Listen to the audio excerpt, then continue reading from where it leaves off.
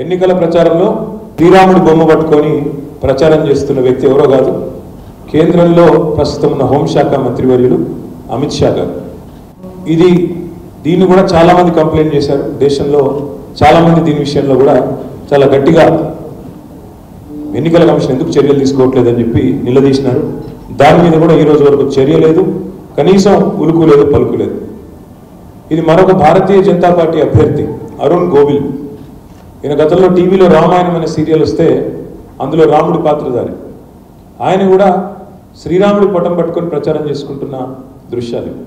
ఆయన మీద కూడా ఇంతవరకు ఒక చర్య కానీ కనీసం ఆయనకు ఒక నోటీస్ కానీ ఎన్నడూ లేదు. ఇది ఇంకా దారుణం. ఇది చూడండి, ఇది బీజేపీ ఫర్ ఇండియా వాళ్ళ అఫీషియల్ హ్యాండిల్, మొత్తం పార్టీ యొక్క అఫీషియల్ ట్విట్టర్ హ్యాండిల్.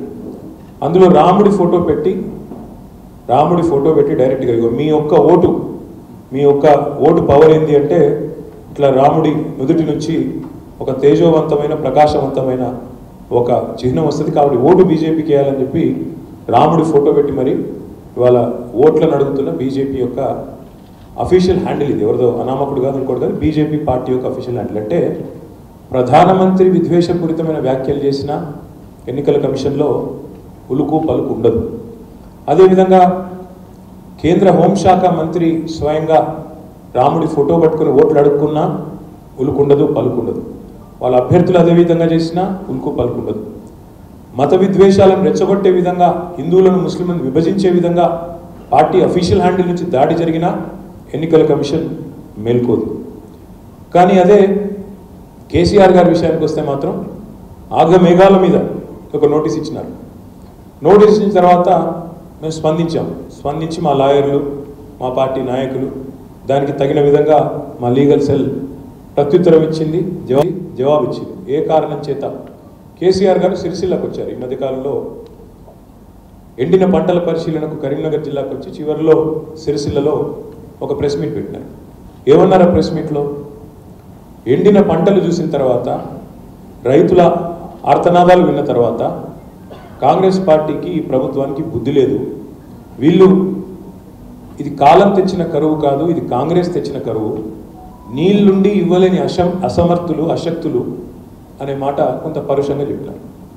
అదేవిధంగా సిరిసిల్ల పట్టణంలో, సిరిసిల్ల నియోజకవర్గంలో నేతన్నలు మాకు బతుకమ్మ చీరల ఆర్డర్లు ఇవ్వండి, మా బతుకును కాపాడండి, మళ్ళీ ఆత్మహత్యలు మళ్ళీ స్టార్ట్ అయినాయని చెప్పి వచ్చి కేసీఆర్ గారికి ఆ ప్రెస్ మీట్ ముందే మొరబెట్టుకున్నారు.